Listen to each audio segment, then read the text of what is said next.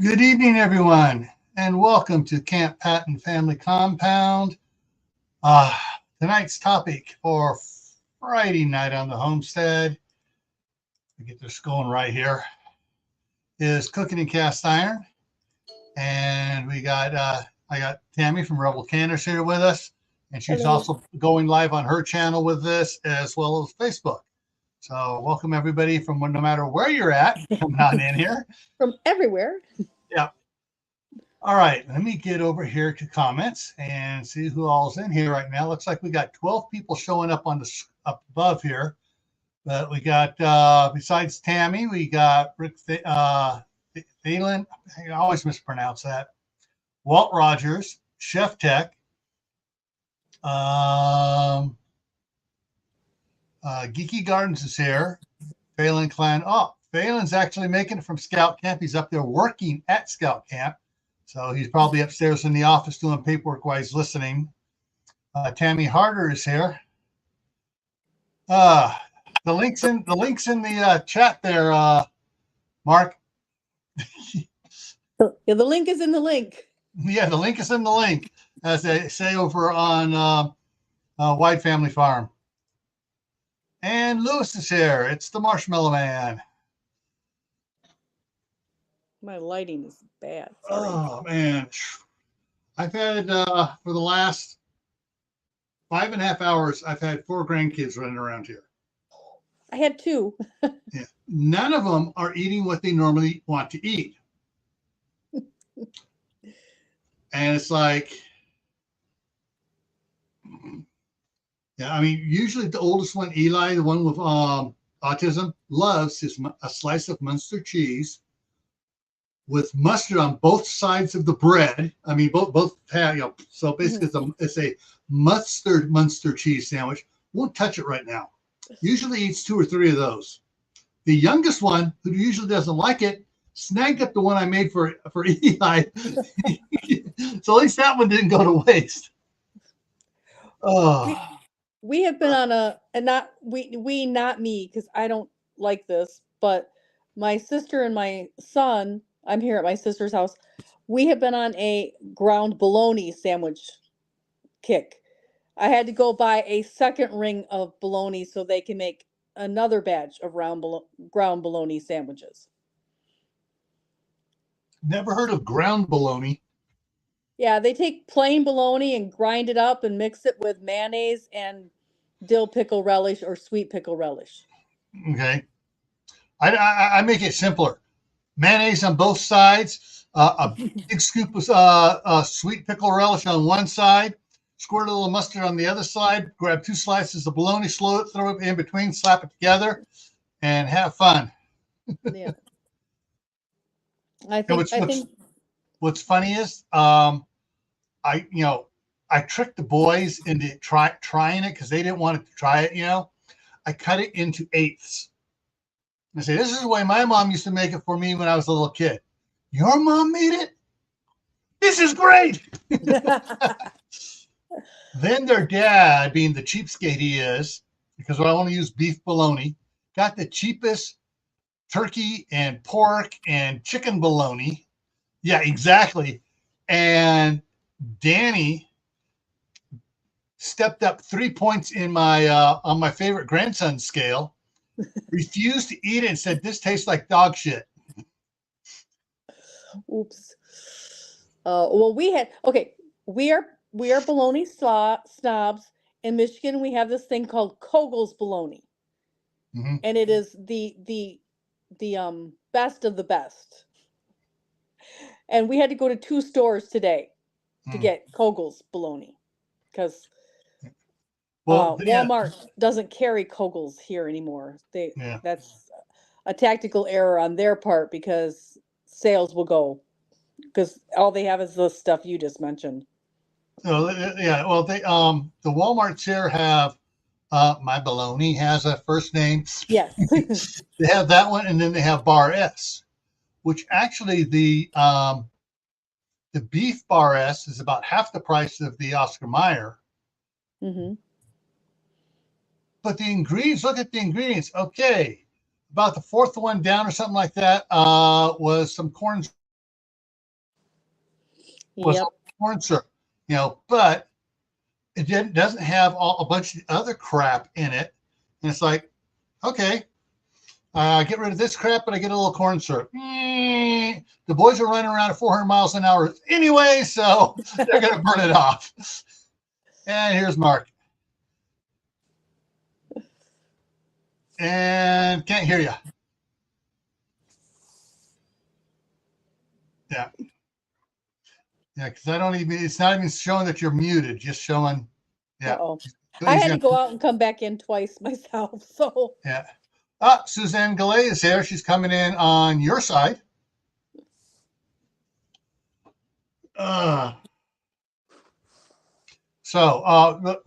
Interesting thing about the bologna, none of the boys yet have asked to have it this way, but as a kid, we used to, much to my mother's chagrin, when she wasn't around, we'd fry up the bologna in the pan and have a fried bologna sandwich.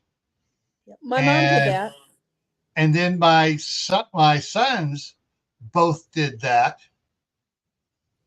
which really drove their mother up the wall because she can't even stand the smell of a fried cutting a hot dog in half and frying it in the pan. She can't stand that smell. She can take it over a campfire because it's got smoky wood in it and everything else on it. But frying a hot dog, even a Hebrews National, open on a thing is yeah. But at Scout Camp, you'd be surprised. The first couple of days, while we still had a ton of ice in the ice chest, we had the packages of bologna and the cast iron skillets came out of the patrol foot lockers, and they were frying up bologna or hot dogs, not on a stick, cutting it in half, frying both sides of the hot dogs, and doing that instead of going over to the mess hall when they found out what was in the mess hall for dinner that night. All right. I don't know if I said Tammy Harder is here as well. Okay, so tonight's topic here. Let's get in. I'm looking at the skillet here and the thing here, and even though they got one of those silicone high temperature gloves on there, it almost looks like it has a wooden sleeve on it. But most people no longer connect. There's a particular word, but connect cast iron with indoor cooking. And when my wife was pregnant with our daughter, her iron was low, and the doctor told her, asked her what she was cooking on. She goes, "You got cast iron?" "Oh yeah, we got a bunch of cast iron." He goes, "Use it. Cook on the cast iron. You won't have to take iron pills. You won't have to do this or that. You just cook on it. You'll pick up natural iron enough level. And the next time, about a month later, when I had her do another blood test, perfect." Yeah, so. I was anemic in high school, and we got out the cast iron and started cooking. I have my grandmother's cast iron pan, and I love that thing. I love that thing. We have one of her grandmothers. I don't know if she has a couple of odd pieces around. I don't know if those are from the other grandmother or not, but the one grandmother set all has round wooden handles on it. Yes. So it was cast with a thing on it, and they threaded the end, put the wood on it, and then put on this like an eyelet ring on it so you can hang it. And she's got, I think let's see, 1, 2 pans. I think it's a 6-piece, not counting lids. So, but then she saw what I had in the camping box. I got a 20-inch diameter, 3-inch deep Cajun Classic cast iron pan. I got two 17-inch, 2-inch deep cast iron skillets. I got 4 Dutch ovens with legs, 1 Dutch oven without legs, and here he comes again. Maybe. I'll try just all right, there we go. Can you hear me now? Yes. Is it hello? Hello? Are you there? Are you there? Can you hear me now? Is it muffled? Because, whoops, are you looking at the top of my roof of my cabin here? Yeah.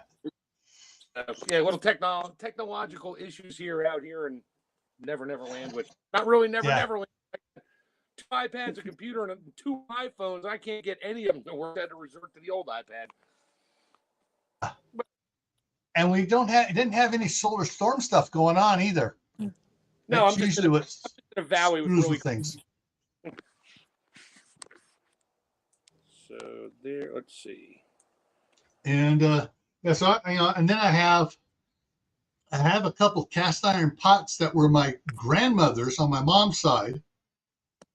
No legs on them, but the lids have the rings of not dimples, but little bumps coming down. So as the steam collects, it drops down in the middle, not on the outside edge. But I just got at a garage sale last summer a 1 or 1.5 quart Dutch oven, no legs, with the lid and the bail handle. I think I got it for like $2. Oh, and it's beautiful. It just needed a little oven. It was a little rusty. Yeah. Okay, I'm going to give everybody a hint here that most people that weren't raised on cast iron a lot, if you come across any Dutch oven or skillet or anything, and on the bottom of it says Grissom, pretend it's, if you find, especially if you find it at a flea market or something like that. Oh, talk bad about over here. I think I can clean this up. I'll give you so much for it.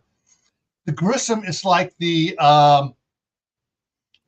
Lincoln Continental of Dutch ovens and cast iron stuff. It's the good old school quality stuff, which is better made even today after all these years than the newest stuff. He lost. We lost. He went out. He looks like, and he's coming back in again. Well, I was trying to flip my camera and all that, but on an iPad, it's pain in the butt. So you find Grissom out there. There we go. Buy it, and if it's in pristine condition, it's just about worth whatever they're asking for it, or more.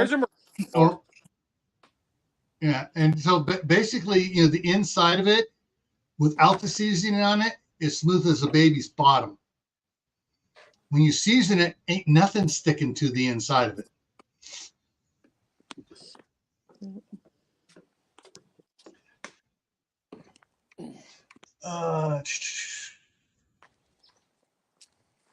And let's see here. I just want to checking the site chat. Okay, so on the ones here, some of the stuff we've bought since we actually bought, like this one in the middle here, the griddle one with the lines on it and stuff. Just put a steak on it, puts the sear lines on it like we did it on an outdoor grill.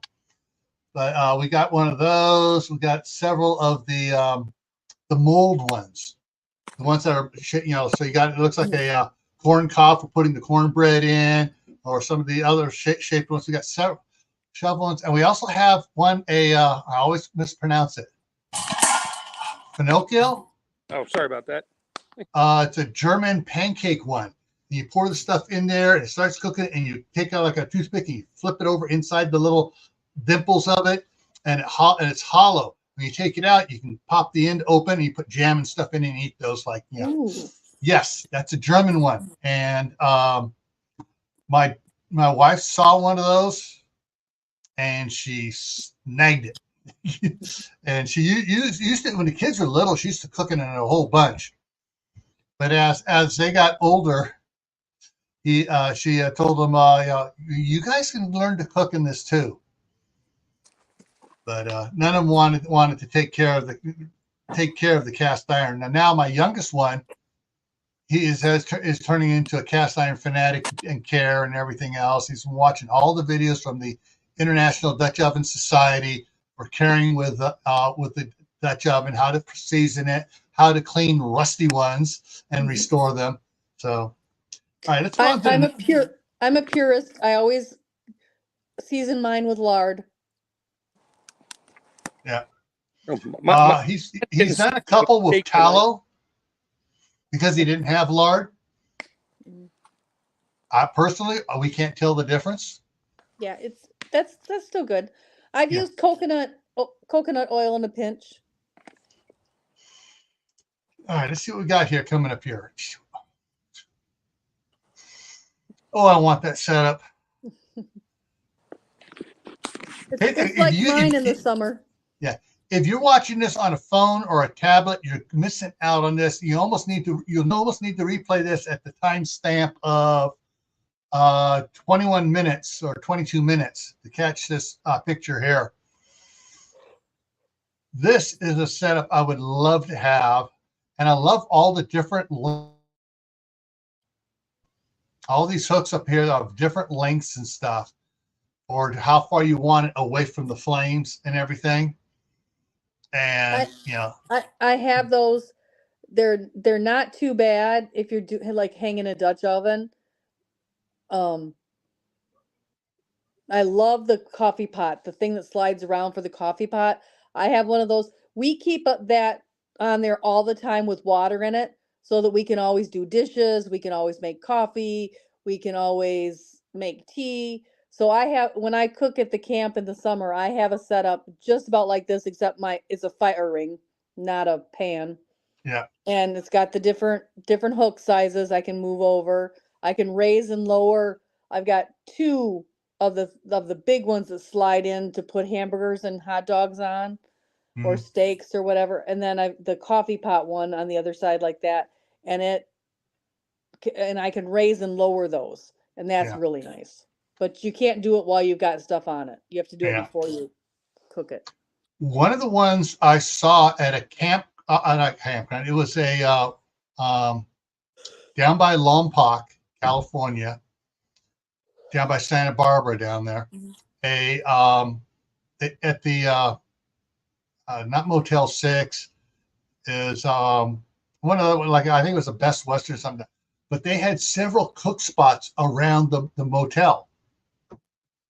And they had several things similar to this with the grates that went on it. But what they did is the things that slid on were loose from had like a locking ring below it, and then had a big handle off the back of it, so you could swing it around in and out. You could pick it up by that handle, and someone else would adjust the locking sleeve under it. That would be nice. Yeah. But what I like here in this picture here, you notice what they got the lids for, where they got the lids for the Dutch oven sitting?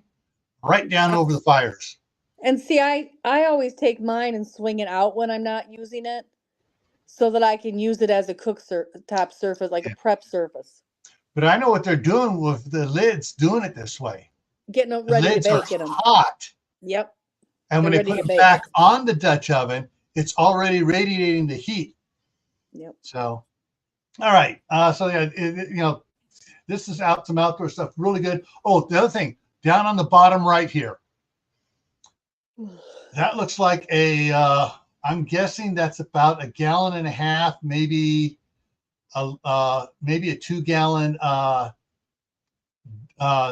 narrow, tall Dutch oven, because it's got legs on it, but it doesn't. But the lid doesn't take coal. You can't put the coals on the lid. It looks to me like a chili pot. Yeah. So yeah, that's another type of pot. While you have this one up, I want to point out the difference. Now, when you're looking at antique cast iron, the antique cast iron that was meant for stoves does not have feet. The antique cast iron that was meant to be used outdoors for cooking over an open fire, they all have feet. So keep that in mind when you're purchasing it, that tells you what it was for. Yeah. One of the things too, I'm thinking about it before I forget it again. My grandmother told me about the fireplace they had in there at the ranch house up in Idaho back in, well, she was born in 1899. So it had 2 big arms that would swing in and out into the fireplace over the fire. And they would hang big, huge pots like that. And she said they even had a big old 5-gallon cauldron. Oh yeah. That they do in there. And when you got mom and dad and 13 kids, you need a 5-gallon pot to make a stew. Yeah, that and you need it to heat your water for your Saturday baths for your Sunday go to meeting time. Sherry, Sherry's in on Facebook. Woohoo! Woo. And so yeah. Yeah, and so Now, I mean, there's a lot of different type cast iron, and it all has a good purpose. I also need to thank Sherry because Sherry, when her channel was up and going, I won a Lodge cast iron frying pan from her, and I'm still using that too. I love my Lodge, and that was awesome. Thank you, Sherry. Still Yeah, using I remember those. I was so jealous when you got it too. Like, I was like, yes! I was so excited. All right, next one here. This is something my That'd be son nice to have. has talked about doing. Taking an old and cutting it top to bottom in half. And so you got the two halves there they are using to have the coals in. And then they got pipe handles on it so they can move them around. And then they got all the nice little fancy horseshoe hooks on top so they can raise and lower the bars. My dad had one of those. He cut one of those in half for me for a pig feeder. But what I just noticed, I was looking at this on a big picture before. What I just noticed is right down here in front. Yep. The stands to put the Dutch oven lid on, or the Dutch ovens themselves on, made out of horseshoes. Yep, and keep them out of the dirt. Mm-hmm. But yeah, don't mind me. I'm making my sausage. I'm hungry. Yeah, you were talking about hot dogs. You got Mark hungry. Yeah. He's got to go out there. I was hungry before the show. I was starting to get stuff prepped up, including my little cast iron whatever skillet I bought here, and an enamel one for my onions and butter. Oh, that's what. Okay, I got that to show too. So, where's CR when I'm cooking?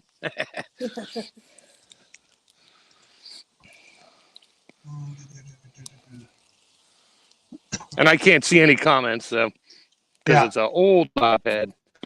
All right, so Kaylin said she doesn't have a Dutch oven. Howie's in the house. Food Forest Permaculture. And let's see what we got here. The next one I got. Okay, here's some Lodge ones. Here's one of the lids with a whole bunch of the dimples on it. A flat lid with dimples on it.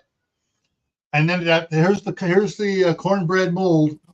Yep, got to make your cornbread in that. And then they got a trivet here as well. They got a nice twist handle lifter for it. Lid lifter.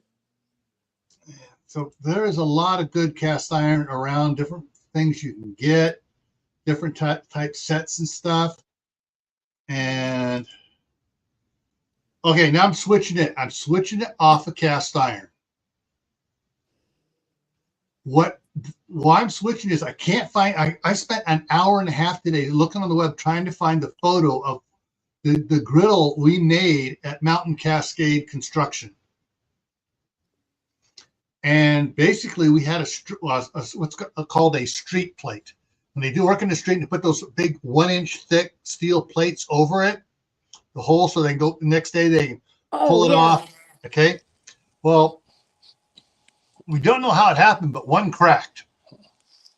Okay.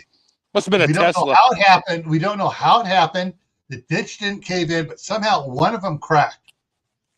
And so what we did is we squared up across the crack, and the two pieces on the end that were cracked, we cut them up into griddles, big griddles, 36-inch wide, 2-foot deep griddles. And a bunch, and the boss just gave, after we cut them, he goes, okay, you have one, you can have one. That's your bonus extra. Because you're talking a 1-inch thick steel slab that is smooth. It's worn smooth by all the tires going over it and stuff. You're talking a lot of money there just in scrap, just for the scrap, selling for scrap. But yeah, he gave them out, and we would use them at company picnics. We get a big pit fire going and lay them across. The reason they made them 3 foot wide by 2 foot is if we had a 4 foot manhole barrel, the curve on it, the corners would sit on the inside lip of the manhole barrel. They had a couple of those for fire pits. Nice. And but it would take a while for it to get. It'd be like doing a pig or something. You get the fire going for a long time beforehand, and you start doing it. Now, one of the things a lot of people don't know is you season any steel griddles like this should be seasoned just like a Dutch oven. Yes. Like this one here is not seasoned hardly at all. Nothing. And it really needs to be seasoned till it's black. Yeah. Because then it's non-stick. So whether it's cast iron or cast steel or cold rolled steel like street plates are and stuff, that's a good one. And here's one someone made, a homemade steel one. That one's, you can tell that one's kind of you can see the seasoning in that one. But yeah, he's even got a gutter on it for the grease to run out. Yes. Looking at it, the weld spot on the thickness on it, it looks like that's 3/8 inch thick steel with 1/8 inch siding on it, which is still, basically the siding helps keeps it from warping. Right. But I had one made out of a 1/2 inch plate way long time ago when it was cheap. 1/2 inch plate. It fits on one of those 2 burner big grills. I still have it. I still have the griddle. And I used to bring it to work. We used to cook lunches on that. And I put 3 sides on it. It didn't have a gutter. I just had to tip it a little bit so the grease ran off of one side or the other, which made a mess. But who cares? Yeah. But yeah, this is not type, unless you have a Wolf stove indoors, you wouldn't be using this type griddle indoors. Of course, a good Wolf stove has a thick, I think it's 3/4 inch steel griddle on it. And here's another homemade griddle, steel. They welded the on the inside. You see some welds there and different weld spots on it. But it looks like 1/4 inch steel on the outside and 3/8 steel on the bottom on it. Oh. But and Mark's sound effects is perfect to go with the hamburgers frying. Oh, can you hear that? I got my headphones on for once, so you can probably hear everything. Me hungry. I was gonna say, where's CR when I'm cooking? I just ate dinner and I'm hungry. They're just hot Italian sausages and some onions and the other skillet, and I'm just spinning them around so they don't burn. They're starting to burn, but then I'll throw them in the onions and let them cook in there for a little while. Yeah. You hungry yet? There's nobody else here. Come on down. I mean, might be a little long. Yeah, might take you a little bit. That's quite the distance. So I've seen a lot of homemade griddles like this for people use for out at scout camps and stuff like that. And the ingenuity on some of them are great. Now, I've seen people take something like this to keep it from warping. They'll take some 1-inch angle iron and put it so not like this on the bottom. So and then weld along it in spots to keep it from warping. And of course, the thicker your steel is, the less it's going to warp generally. Yeah. Generally. But like cast iron, I mean, if you take care of it, keep it seasoned, this will last you a couple hundred years. And pass it down to your great grandchildren. So there was a trick my mother-in-law's husband taught me a long time ago. He had a machine shop, and we had a cast iron pan that we used for whatever. And it was the whole bottom. Like when they're new, they're like, we'll just call it, has like a pebbly bottom, which is great. I mean, eventually the seasoning coats it over. It's nice and black and dark and carbony. And we took a die grinder to it with the sanding discs, made it absolutely mirror smooth, cleaned it off really well, and then loaded it up with lard and seasoned the crap out of it. And we threw that thing in the barbecue probably 15 times. It was black, and it was jet smooth. Nothing stuck. You didn't even need to throw butter in. You just put pancake batter in there, and you could flip it, like just grab the handle and do the little chefy flip thing. It was great. I got a couple pans I want to do that too.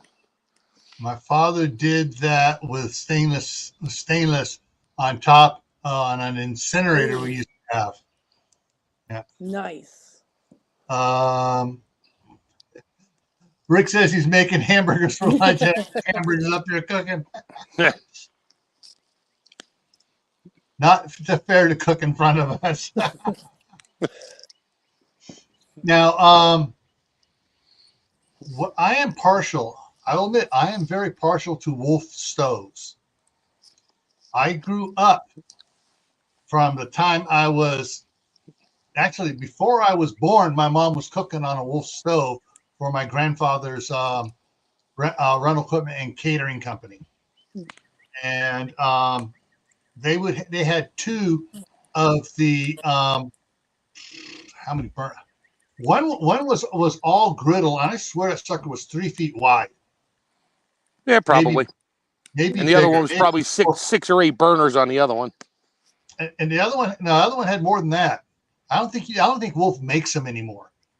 No, Wolf was good. Unless you can find a good Garland, which you can get with like the 6-burner, and then the griddle, which under the griddle has a little the broiler, and then either a single big oven or 2 ovens that you can still fit a commercial sheet tray in, a full size. Pizza, Caitlin. Oh, Caitlin. God. Well, you can heat up your pizza in a cast iron skillet tomorrow. Anyways, each of the 2 stoves that were in there had 2 ovens under them. Those are big. Maybe 5 or 6 foot wide. They were huge industrial Wolf ovens, and those things were a dream to cook on. Now, what you haven't shown, I have one thing on my wish list. I just found out they make in cast iron. I want a cast iron bread pan. Yep, my mom has one. Well, had one. I think my daughter has it now. It's cool. Yeah. It's heavy, and it's a bread pan. And I'm like, my wife's like, we don't need a bread pan. I'm like, fine, give it to my oldest daughter because she has everything my mom had for the most part in cast iron, the corn roll, the corn muffin makers and all that stuff. I kind of miss it. Now I'm going to switch here and get something up here. Okay. We're going to modern stuff here now with cast iron. Okay. Oh, I have one of those.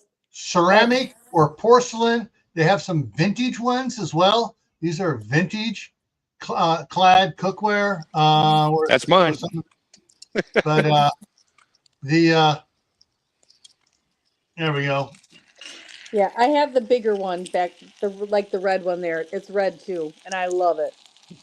Yeah, my wife we got the set, and we forgot that I'd gotten her the one set, and it was sitting in the corner of the pantry room. We got it at Sam's Club. It was a two set of enamel cast iron casserole pans, basically. But then they were the first one we got was the red. Second, about 2 years later at Christmas time, they had it on sale again. They got the blue one, and so I got the blue one for her. And she goes, this is cool. And then she goes, wait a minute, don't we have a red one? Still in the box, never used, because at the time we were both going both ways, and she kept talking about wanting to get back into using the cast iron stuff. Well, now, she has it, but she's going to bring it up here probably one of the next couple times she comes up, because she says she's never going to use it down there, and she'll cook more up here than she is down there with the way the work schedule for boys. The problem with the enamel cast iron is it tends to burn, and then you can never get it off. even if you scrape that thing with a razor blade, you can never get the burn out of the bottom of that pot. It's sort of, Out of the inside. yeah. No, I just throw some water, a little soap in there, put it back on the stove, let it boil, let it soak overnight. I get it. Well, it depends on how bad you burn it. Yeah. It wasn't me personally, but at our house. Somebody forgot something and went dry on the stove and turned it to carbon. All right, so we cannot get that out. This is I clicked the ceramic on this one here, but then if I go back and click the porcelain, you got a lot more porcelain sets of porcelain. Yeah. Ooh, I like the green color. Actually, that's what mine is here. It's porcelain, not ceramic. So everybody's heard of Aldi, and everybody goes to Aldi for their food. So we have Lidl, the sister store, sister competitor, whatever out here. They randomly have I forget the manufacturer of it, but the cookware that you're looking at here, they had a wok. Ooh. It is a full-size, no enamel, cast iron wok. And I got one. It was like $60. I don't think is it out? I might have it here. I'd have to go see if I have it in the cabin here. And but that thing, because regular wok is steel, you need high heat. Everybody likes to use their little electric skillet, and when you try to wok food, you just boil it. No, you need high heat, and it's called jumping the food around. But yeah, me and my buddy Rich are gonna do that thing out here at some point. Bring all the stuff we need to make Chinese food or whatever in a wok, and we're cooking on a wok on a fire. Wok on a fire. I gotta make I have a video on my other spring rolls or egg rolls, and I've got to make another batch. I've got a request to make another batch. Now you guys are making me think, oh, maybe I should make some Chinese food to go with that. Yeah, okay, I'm going to go to do sacrilege as far as cast iron here goes. Go to Amazon. So if you want a good tip, a good authentic type Chinese food, let me know. I'll explain how it really works versus throwing your raw vegetables and everything in there, and it sizzles for a second, and then you're boiling. And it's really a little extra work involved, but it's definitely worth it. Okay, I typed in cast iron. What do I come up with here? Your regular Amazon basic stuff. This one here says it's a pre-seasoned cast iron bread and loaf pan. Over here, you got the far right. You got a Lodge cast iron loaf pan, 8.5 by 4.5 inches. And we got this one here. I'm going to open up this one here. Just this is bread enameled cast iron. Okay. So the inside's enameled, outside is not enameled, and it doesn't say what the inside of the dome lid looks like, but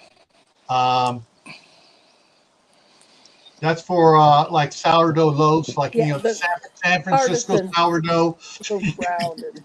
Yes. Okay, I'm gonna have to talk to the staff sergeant about that one.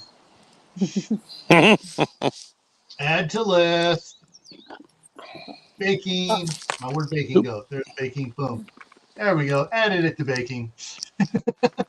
Now, I'm also a purist. I never use soap and I very little water. It has to be dried immediately and put in the oven and reseasoned, and no soap on my cast iron. Ugh. Okay. Don't want to taste that forever.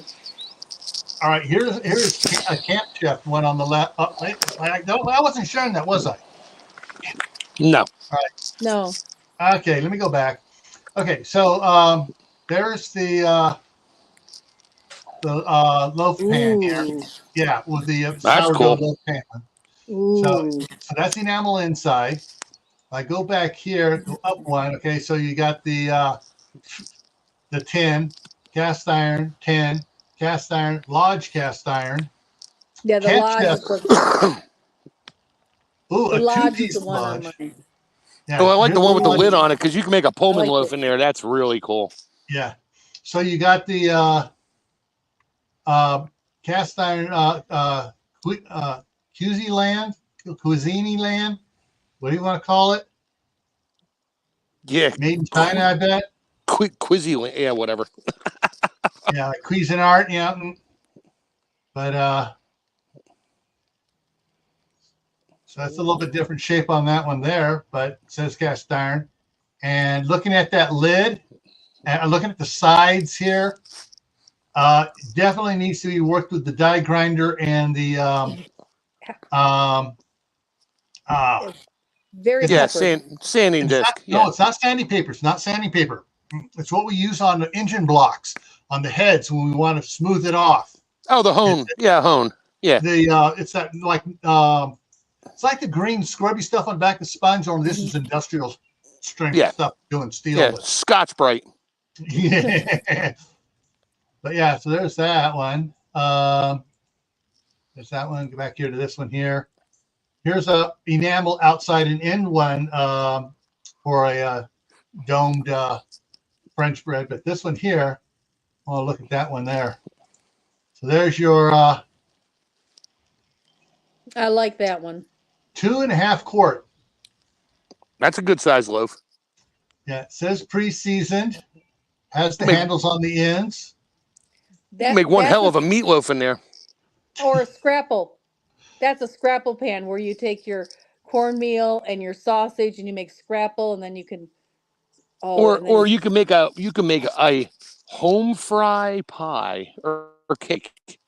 All right. I don't know. You don't have any potatoes, do you there, Tammy? No. No potatoes. I'm not making no potatoes, Anna, where you do the layered potatoes forever. No, I have no potatoes. None. All right. So this one here is a 2.5 quart one.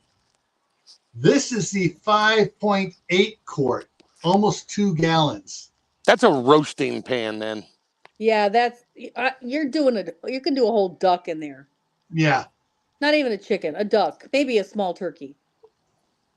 Spatchcock turkey. Yeah. Ooh. There's the big one. Yep, there you go. Potatoes. Bacon. Is it potatoes and bacon? I'm seeing. I must be rhubarb season. I'm seeing rhubarb custard pie in that. Oh, I like this. You notice the lid has legs on it? Legs. Yep. No, it's a griddle. Sweet. It's a griddle. Ooh. That is a griddle. Dual purpose. Nice. And unfortunately, right now they're out. They don't even have it featured up from other sellers available yet. This one is 67, so that one's probably going to be about 150 for the big one. But I mean, that is just that is something. Okay, hang on. Scalloped potatoes for the whole family reunion. Adding that, and the neighborhood, and the county, and everybody. Yeah. Oh, you have enough potatoes for that. Yeah, I can do that. Okay, what are we gonna do? Back here. Do our whole county. I could do scalloped potatoes for serve the entire county, and I'd still have leftovers. Oh, okay. This is not made. This one here specifically says in it, Challenger bread pan, made in the USA. Ooh. All right. So, and that's that looks like a fairly large one. Come on. Just to look at that, folks. Oh, okay, yeah. It's fairly large. Okay, this makes me want to get my sourdough starter going again. Oh, yeah. I dehydrated it and gave it a rest, but I may have to open it back up again. My daughter has a good sourdough she's got going. I keep telling her to bring some over. I want to throw it in the freeze dryer, bag it up, wait 6 months, rehydrate it, and see if it comes back. If it does, she's golden. She'd be like, if that works, that would be great. I'm like, yeah, in 20 years, you can have the same sourdough starter you had today. Oh, yeah, it'll work. You just have to give it a little extra love, and you can't like open it and use it. You need to let it go for a couple of, but yeah, it would work just like when you buy it. I bought like Alaskan sourdough starter and San Francisco starter. Well, I actually didn't buy the Alaskan. It was a gift, but. All right. So this one right here, this 5-quart Lodge, smooth bottom, smooth top lid on it. So it's a skillet too. Skillet. The top is the skillet. Yeah. These both will work good on a induction stovetop. Ooh. So that's one good thing about cast iron I learned. It works on it. And hang on, the staff sergeant just sent me. Oh, okay. I'm going to try to show this to you. This is across the street from the California house. Hang on, let me make me big and see if I can get this to show up there. This is the construction going on directly across the street. You drive out of our driveway, you drive up into that. Nice. And this used to be, it's going up there, and that's the storm drain they're putting in to it. Oh. And did she do the other one here? Do I have the other one here? There is them jackhammering into it before they dig it up there. Oh. So, and we can take it back to normal here. And oh, there was something I didn't want to show you guys. Cast iron pizza pan. Oh yes. Those would be so nice. That's basically what I'm using on my campfire here. Yeah. Does it show without the pizza in there? Does it have like little circles in there? Because I'm pretty sure that's what mine really is. Okay, so 12-inch bottom, 14-inch to the handles. Oh, it's smooth. Okay. Smooth, yeah. I could probably use mine for a pizza pan too, but yeah. What I like interesting about this, it can also be used as a comal for tortillas. Oh yeah, round griddle or something else. There they got they listed all the different ethnicities that would use a round cast iron pan like this. Then I'd use it to make my naan bread. That would be good for the naan bread. Yeah, I still can't find naan or pita. Yeah, they're kind of the same. Here we go. Here we go. Dang it! I'll have to go back on it. So you got your cornbread with dividers. Yeah, you better hope it doesn't stick, because getting the cornbread out of each one of those things is going to make you really angry. And that's why I don't use the one that looks like little corn cobs. Yeah. Yeah, because if you don't have enough lard in there, they're not coming out, and you're not getting cornbread looking like a piece of corn. Yeah, like that one. That one. Like that one, yeah. All those. It's not that it's hard to get out. I mean, eventually we get it all out of there. It's the problem. It's so hard to clean. Yeah. Yep.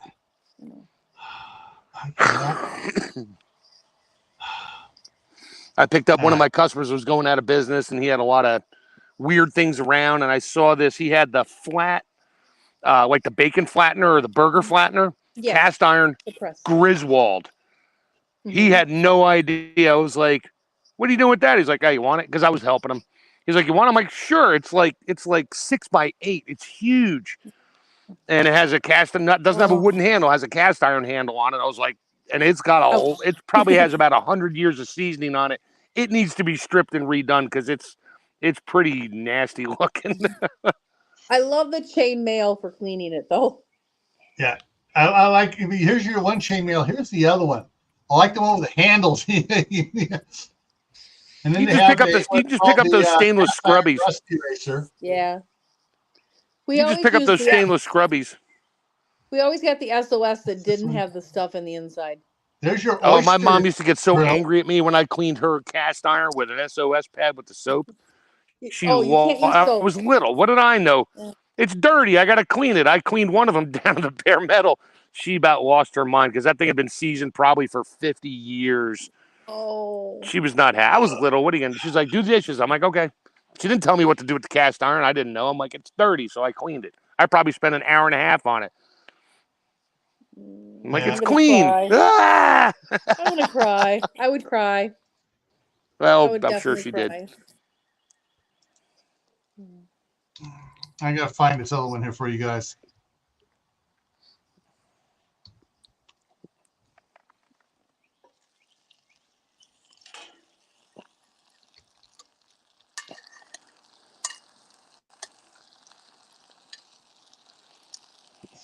Yes, there it is. I finally found it.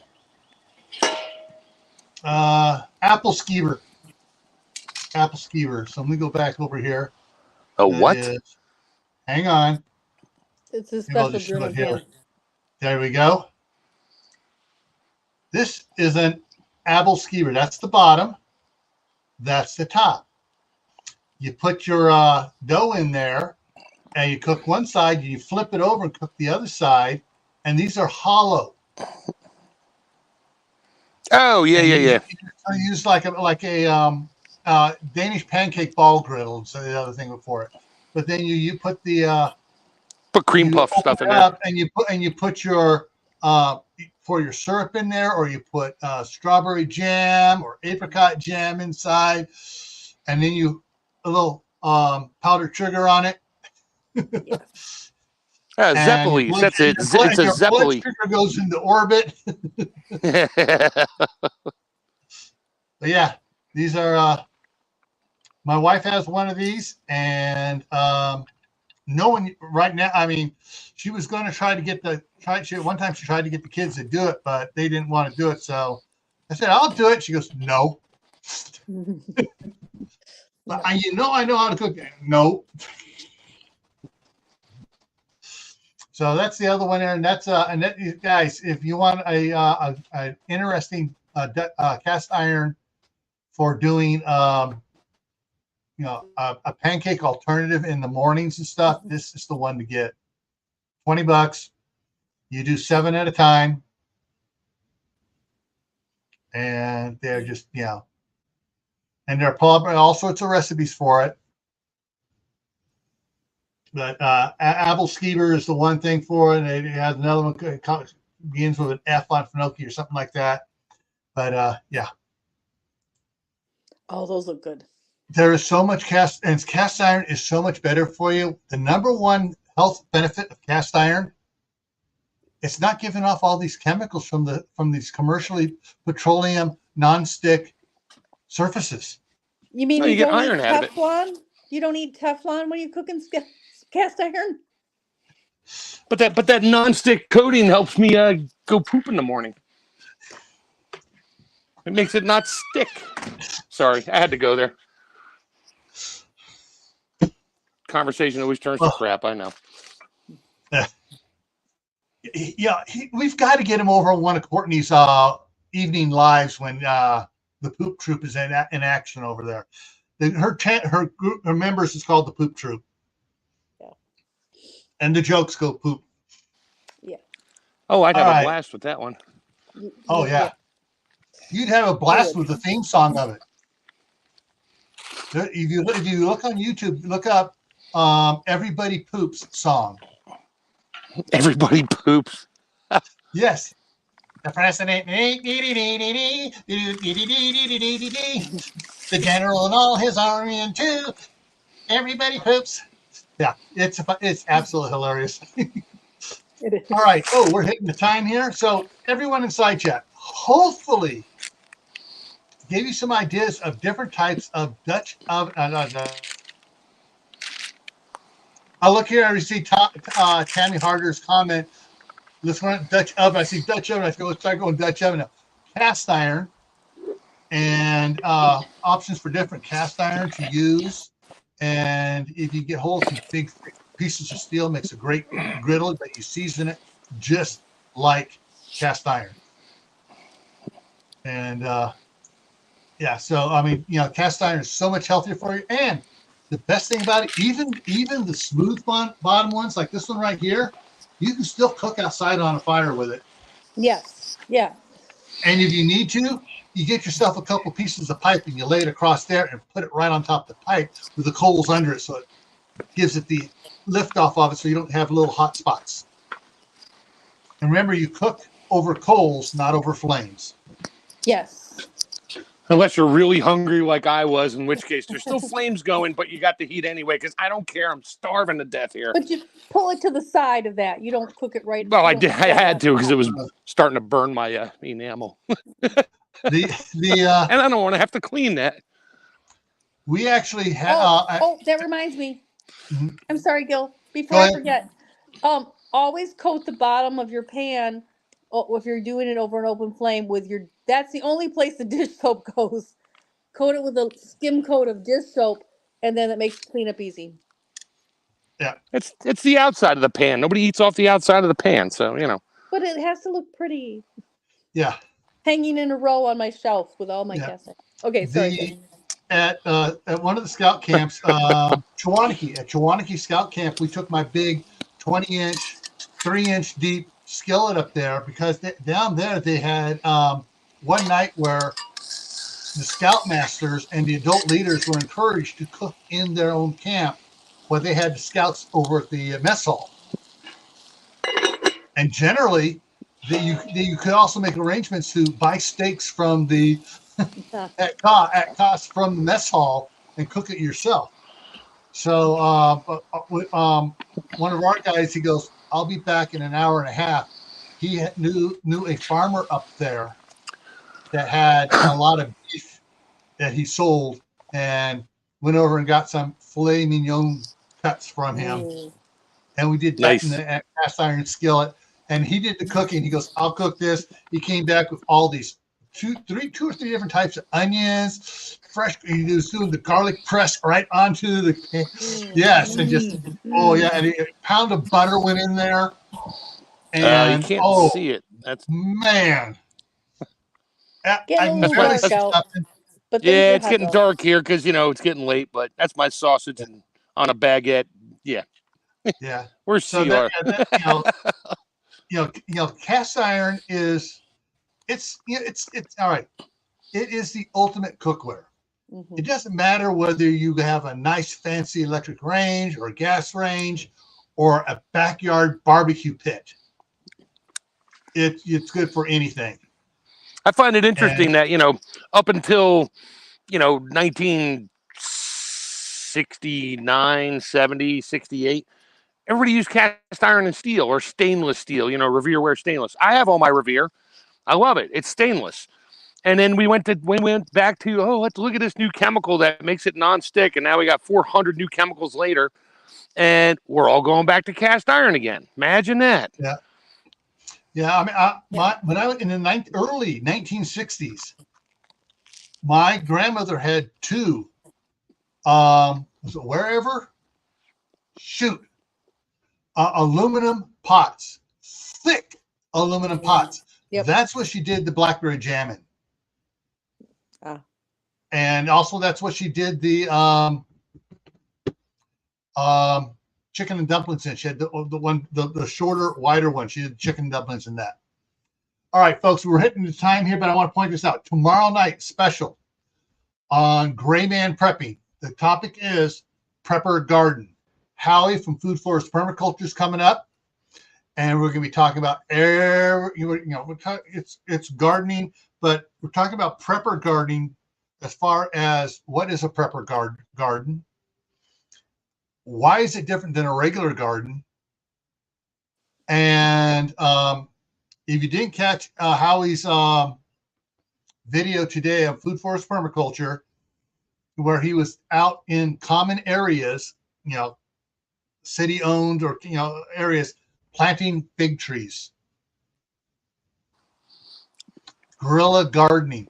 Hey, I saw that one. That's prepper. That's a prepper garden away from your house. Yep. So he was on early. He was on earlier today too. I hopped on his feed. He's like, "Come on up," and I came up and he's like, "Oh, I remember you." I'm like, "Yeah, I was on with you last night." Yeah, I came in after that was over, and I'm going to be doing the replay because I got grandkids and I was out there working in my garden. I picked up 2 new trees today, 2 apple trees. I picked up a shoot. Trying to remember here. Hang on, I got to bring up the PDF over here again. Okay, so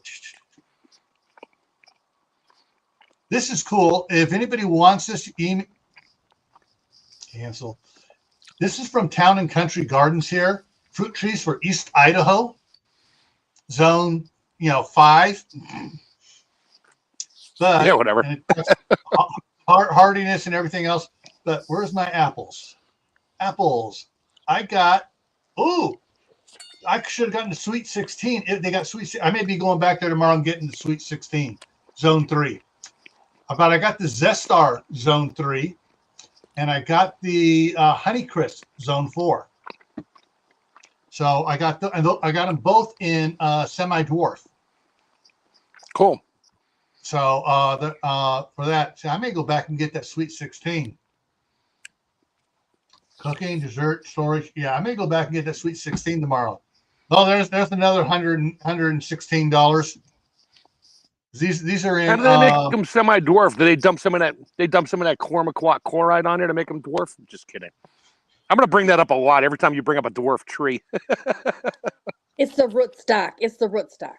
Yeah, I know. But yeah, so I got two more. So this is fitting in for tomorrow. Tomorrow over on Gray Man Prepper Garden, and Prepper Garden. All these preppers that say, "Oh, I got it," they need to be doing a Prepper Garden now, because it takes, unless you get the 15-gallon bucket, pot thing tree that's producing a ton of fruit now. You're gonna pay for it several years. Yeah, you're gonna pay for it, but you get it in there and boom. My wife has a Granny Smith there in California, and she has a Fuji. Shoot, I'd have to look at it, but I'll cover that tomorrow about the apples on that. Either the Fuji or the Granny Smith is a Zone 4 apple, even though it's in the San Francisco Bay Area and just producing more than puts boxes of apples out curbside for people to take. So anyway, that's what tomorrow is the Prepper Garden. Monday, we'll be talking about canning potatoes. Not so much about why, of canning potatoes, but why. What will you use these canning potatoes for? So people, if you have recipes for using canned potatoes, bring your recipes, especially if it's an unusual recipe. Yeah, Tammy needs it. Joe and his pierogies. Oh, yes. Oh, Caitlin, thank you for that idea. I actually, thank you. I am going to use that idea. I saw it right after we got off. So thank you. Yeah. So, so there are, if you have like Tammy, you think you have too many potatoes, there are options to use those canned potatoes. And if you hit the right recipe, you're going to be going through those potatoes. All right. So Monday is canning potatoes. Tuesday on Gray Man Prepping is, what is your biggest prepping concern? Not problem, concern. And we're going to talk about concerns about prepping, and on that on Tuesday. Thursday night is the Midnight Ride on Gray Man Prepping. Open chat. I started off with some news articles and stuff. Friday, Flag Day. That's all I have on there is Flag Day. And my grandmother, when we were little, even into her teenage years, and just before the year I got married, she had a replica Betsy Ross flag she put up. She had a 48, she had a 50, and the one before 48, I can't remember what it was, how many stars. She had those, and she had us put those up early in the morning on Flag Day. Cool. Yeah. She was a very patriotic and American history buff. I see the kids running around out there on their scooters running outside, so at least they're all alive still. And then so that's next Friday is the Flag Day. And afterwards, we're going to be kind of open chat of whatever you guys want to talk about on Friday on Flag Day. You guys want to do some trivia stuff on American history, we can do that too. And we'll see you all later. And thank Tammy for coming up here, and Mark, and all the comments in the chat. Tammy, Kaylin, Denise came in here at the last tier. Rick and Suburban Hillbilly. I missed that comment.